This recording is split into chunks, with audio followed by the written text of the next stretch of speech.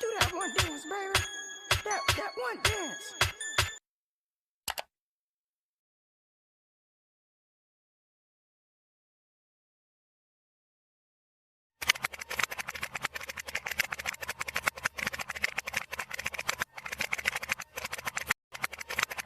Assalamualaikum teman-teman, bagaimana kabarnya? Waalaikumsalam warahmatullahi wabarakatuh. Alhamdulillah. Kabar baik, Bu.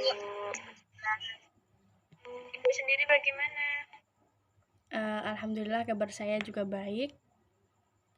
Apakah semua yang di room ini sudah saling mengenal satu sama lain? Kebetulan ada yang sudah kenal dan juga ada yang belum, Bu. Oke, baik. Sebaiknya kita harus saling mengenal satu sama lain ya teman-teman. Karena ada pepatah yang bilang tak kenal maka tak sayang. Jadi kita mulai perkenalan, bisa dimulai dari siapa dulu? Silahkan. Saya izin memperkenalkan diri, Bu. Kenalkan, nama saya Rustiana Afia Salma, biasa dipanggil Salma. Saya dari Demak. Perkenalkan, nama saya Levinia Dian. Saya dari Ngawi, Bu, biasa dipanggil Levi. Perkenalkan, nama saya Alia Rahma, berasal dari Purwodadi, biasanya dipanggil Alia. Baik teman-teman semuanya. Di sini ada yang tahu nggak pengertian dari bimbingan itu sendiri itu apa? Siapa yang tahu? Izin menjawab, setahu saya, bimbingan itu suatu forum untuk melakukan bimbingan atau berdiskusi suatu masalah. Baik. Selanjutnya, Mbak Levi. Saya izin menjawab, Bu. Menurut saya, bimbingan itu suatu kegiatan untuk membahas permasalahan, Bu. Baik, terima kasih teman-teman. Jadi saya jelasin ya. Bimbingan itu adalah proses pemberian bantuan baik secara individu maupun kelompok itu untuk memahami dirinya sendiri serta lingkungannya. Dalam proses konseling, orang yang memberi bimbingan itu disebut dengan konselor. Nah, sedangkan orang yang menerima bimbingan atau konseling itu biasanya disebut dengan konseli. Selanjutnya, apakah ada yang tahu tujuan dari bimbingan? Ayo, siapa?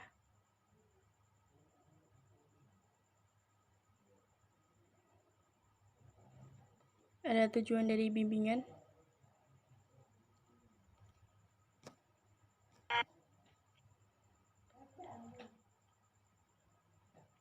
Ayo, siapa?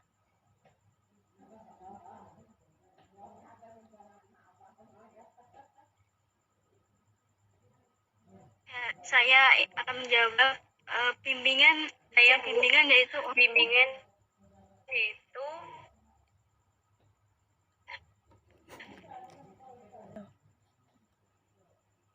saya, Bu, bimbingan yaitu mempunyai tujuan untuk membantu mencari potensi diri seseorang. Ya, bagus. Jadi kesimpulannya itu bimbingan itu adalah proses bantuan terhadap individu maupun kelompok guna untuk menemukan potensi diri. Baik, selanjutnya ada yang tahu nggak pengertian dari kelompok? Saya, Bu. Ayo. Kelompok adalah kumpulan dari 2 orang atau lebih. Saya, Bu. Menurut saya, kelompok itu suatu kumpulan orang guna membahas sesuatu permasalahan yang sama dan satu arah. Baik, terima kasih. Jadi apabila digabungkan pengertian dari bimbingan dan kelompok itu adalah salah satu teknik bimbingan yang berusaha membantu individu atau kelompok akan dapat mencapai perkembangan yang optimal serta menemukan potensi diri yang pada proses dinamika kelompok, yaitu di mana semua kelompok atau peserta kelompok itu terus berperan aktif dan mampu mengutarakan pendapatnya dalam proses kelompok. Ada yang tahu dari tujuan dari bimbingan kelompok? Saya, Bu, tujuan bimbingan kelompok yaitu untuk bersikap terbuka dan berani untuk mengungkapkan pendapatnya. Untuk saya, untuk mendapatkan hubungan baik dengan teman dan antar sesama, Bu. Kalau menurut saya, tujuan bimbingan kelompok adalah untuk mengembangkan jiwa sosialisasi, berkomunikasi individu dengan orang lain, Bu. Baik, terima kasih. Saya rasa kalian sudah paham tentang tujuan bimbingan kelompok ya. Jadi sekarang saya akan menjelaskan asas-asas dalam bimbingan kelompok. Yaitu yang pertama ada asas kesukarelaan, yaitu semua anggota dapat mengeluarkan pendapat atau tanggapan secara sukarela tanpa ada paksaan. Yang kedua ada asas keterbukaan, yaitu di mana anggota dapat mengutarakan perasaan-perasaan atau saran dan pendapatnya secara terbuka. Yang ketiga ada asas kenormatifan, yaitu semua yang dibicarakan itu tidak boleh bertentangan dengan norma-norma dan peraturan yang berlaku. Yang keempat itu ada asas kerahasiaan, yaitu di mana semua yang hadir dalam forum ini tidak boleh menyebarkan segala hal yang didengar maupun dilihat dalam proses bimbingan kelompok. Baik teman-teman, apakah bisa dipahami terkait asas-asas bimbingan kelompok? Sudah, Bu, alhamdulillah. Jadi ini kita bebas berpendapat kan ya, Bu? Iya, jadi kita bebas berpendapat dan mengutarakan pendapat kita tanpa ada rasa paksaan ya. Baik, Bu. Baik, sebelumnya kita sepakati dulu waktu proses bimbingan konseling ini. Ada yang mau usul? Bagaimana kalau 20 menit, Bu? Ada lagi? Boleh, Bu, saya setuju sama Mbak Levi, Bu. Baik, sepakat ya, berarti 20 menit. Ya. Iya, Bu. Topiknya tentang apa ya? Topik yang saya ambil di sini kecanduan game online. Baik, Bu. Kelihatannya menarik, Bu. Baik teman-teman, apakah semuanya sudah siap melakukan bimbingan kelompok? Sudah, Bu. Sudah siap.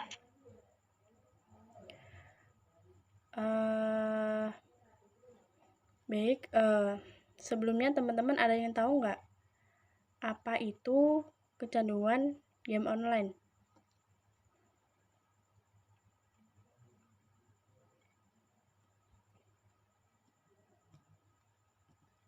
Kecanduan game online adalah keadaan di mana seseorang mengalami ketergantungan terhadap game online sehingga itu, Bu, kayak game online adalah hidup saya.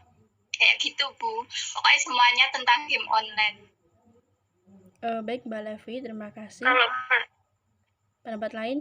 Kalau menurut saya, kecanduan game online itu adalah seorang bermain secara berlebihan sampai lupa waktu. Online adalah segala-galanya di hidupnya, Bu. Mbak Salma? Menurut saya, seseorang yang tidak bisa mengendalikan dirinya serta lebih memoderniskan game online-nya daripada aktivitas yang bermanfaat lainnya, Bu. Oke, baik. Jadi, kecanduan game online itu adalah di mana seseorang itu bermain game secara berlebihan ya. Jadi tidak tahu waktu.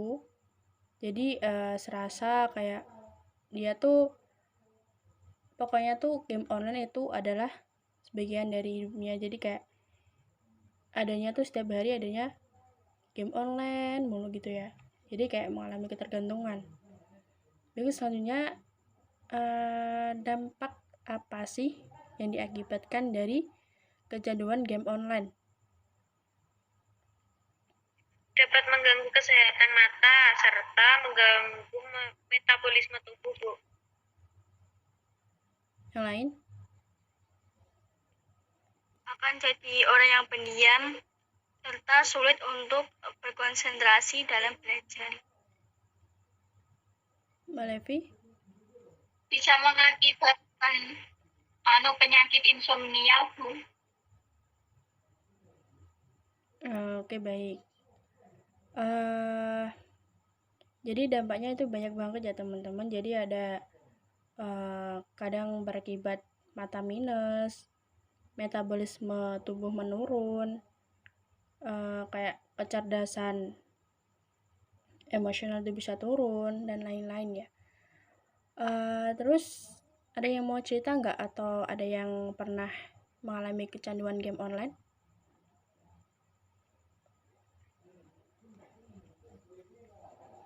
Tidak ada, Bu. Tidak, Bu. Tidak, Bu. Ada pertanyaan?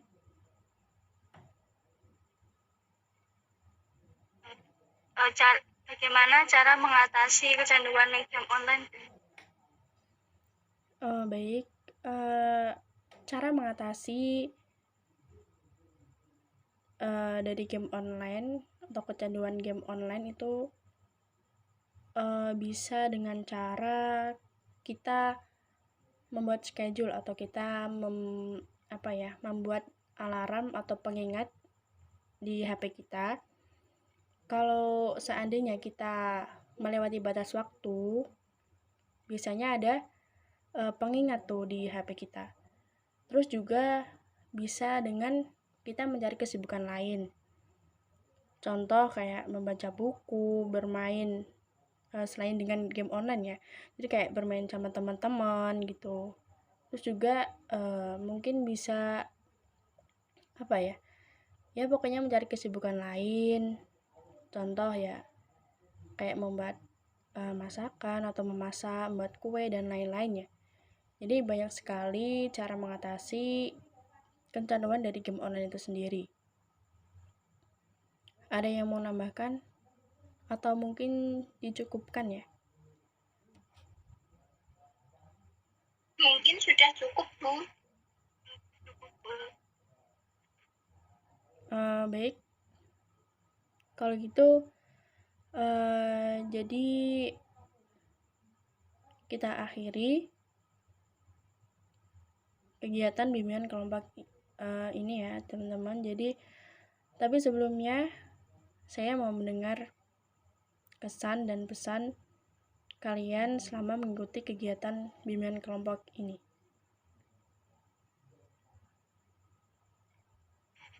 Terima kasih atas penjelasannya. Kesannya saya lebih mengetahui apa itu kecanduan game online, terus mengatasinya.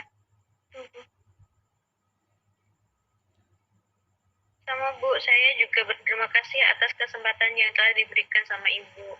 Dengan begini kita mengetahui bagaimana dampak dari kecanduan game online tersebut, Bu. Saya juga, Bu, jadi lebih mengerti apa kecanduan game online serta apa penyebabnya, Bu, dan cara mengatasinya sudah mengerti. Baik, saya juga mengucapkan banyak terima kasih pada teman-teman semuanya yang sudah ikut berpartisipasi dalam kegiatan bimbingan kelompok ini ya. Sebelum kita akhiri, mari kita berdoa terlebih dahulu. dengan bacaan hamdalah. Alhamdulillahirabbil alamin. Baik, terima kasih teman-teman atas perhatiannya. Wassalamualaikum warahmatullahi wabarakatuh. Waalaikumsalam warahmatullahi wabarakatuh.